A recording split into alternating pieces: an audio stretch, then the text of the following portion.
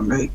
ఆ 4 గంటల సమయంలో ఏ పార్టీలకి ఎంతమంది సభ్యులు ఉన్నారో ఆ సమయం divided by that many number of ఆ మెంబర్స్ ప్రకారం ఒక మనిషికి ఎన్ని నిమిషాలు వస్తుందో చూసి ఆ పార్టీలో ఉన్న సభ్యులకి మీరు ఎవరికైనా ఇచ్చుకోవచ్చు. మీ పార్టీలో మీ సభ్యుల తరపున మీరు ఆ సమయాన్ని ఉపయోగించుకోవచ్చు. అంటే నలుగురు కావాలంటే ఒక 20 నిమిషాలు వచ్చింది అనుకోండి, నలుగురు 4-5 ఒకరే 20 నిమిషాలైనా మాట్లాడవచ్చు.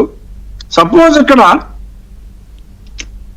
ముఖ్యమంత్రి గారు ఎంతసేపు మాట్లాడారో అంతసేపు మాట్లాడవచ్చు అని అటువంటి రూల్ అయితే ఎక్కడా లేదండి. వారి శాసనసభ్యులు ఆయన అనేది ఏంటంటే ప్రతిపక్ష నేతగా నాకు ఇస్తే హోదా ఇస్తే, శాసనసభలో ప్రతిపక్ష నేత హోదా తనకి ఇస్తే, సభానాయకుడు పొరపాటు సభాధ్యక్షుడు అన్నాళ్లే, రెండింటికి తేడా పెద్దగా తెలియలేదు.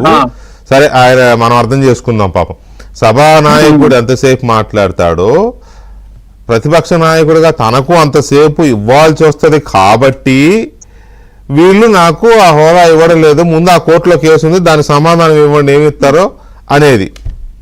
దానికి సమాధానం ఎవరు ఇవ్వాలి? ప్రభుత్వం ఇవ్వాలా, మీరు ఇవ్వాలా? Speaker, deputy speaker?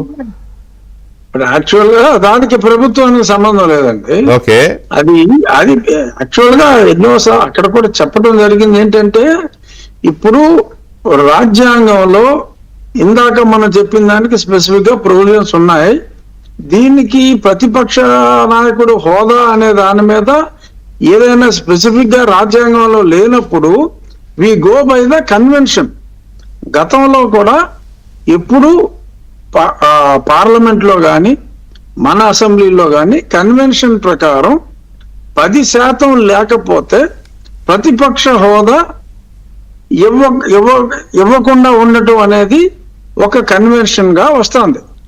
ఆ కన్వెన్షన్ ని ఢిల్లీ అసెంబ్లీలో కేజ్రీవాల్ గారు భారతీయ జనతా పార్టీకి 3 సీట్లు వచ్చినప్పుడు 7 సీట్లు వస్తే గానీ అక్కడ 70 సీట్లు ఢిల్లీ అసెంబ్లీలో మినిమం 7 ఉండవలసిన దానికి 3 ఉన్నప్పటికీ కూడా ఆయన వారికి ప్రతిపక్ష హోదా ఇవ్వటం జరిగింది. he broken the rule of convention. So ఆయన కన్వెన్షన్ ని బ్రేక్ చేశాడు. కాబట్టి నేను కేజ్రీవాల్ బాటలో వెళ్ళాలా, అది మా స్పీకర్ గారి డిస్క్రిప్షన్.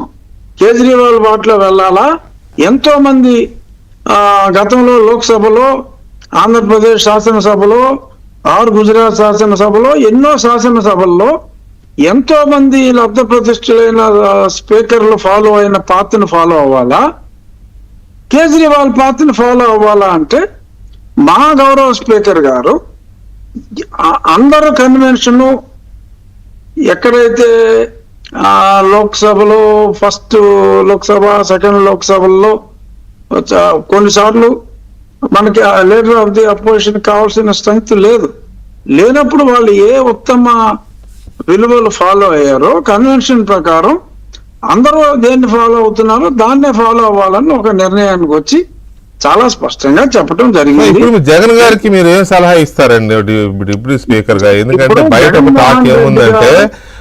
టాక్ ఏముందంటే అక్కడ డిప్యూటీ స్పీకర్ గా రఘురామరాజు లేకుండా ఉండుంటే ఏదో అయ్యనపాత్రుడు గారు, చంద్రబాబు నాయుడు గారు పానీలని ఇచ్చేసేవాళ్ళు, రఘురామరాజు ఉండబట్టే ఇవ్వనివ్వట్లేదనే టాక్ వైసీపీలో ఏదో నడుస్తుందని విన్నాను నేను.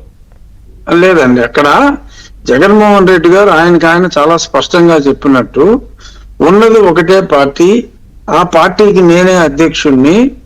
సో ఆ పార్టీ అధ్యక్షుడిగా ఆ ప్రతిపక్షానికి నాయకుడు నేనే అని చెప్పి ఆయన అన్నారు. ఆయన అనుకుంటంలో తప్పు లేదు. కరెక్ట్. ఇక్కడ ఓన్లీ పాయింట్ ఏంటంటే ప్రతిపక్ష నాయకుడి హోదా ఇవ్వటం అంటే ఆయనకు ఒక క్యాబినెట్ ర్యాంక్ వస్తుందండి. అవును. సో నా పాయింట్ ఏంటంటే ముఖ్యమంత్రిగా 5 సంవత్సరాలు పనిచేసిన వ్యక్తి ఒక క్యాబినెట్ ర్యాంక్ ఆయనకి అవసరమా? దానికోసం అలగటమా అనేది అది. ఎందుకంటే ఎంతో మందికి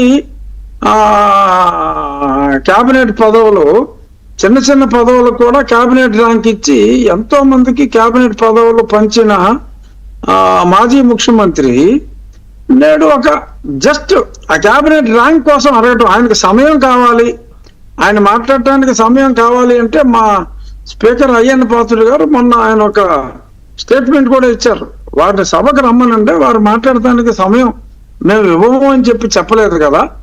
పోనీ ఒకసారి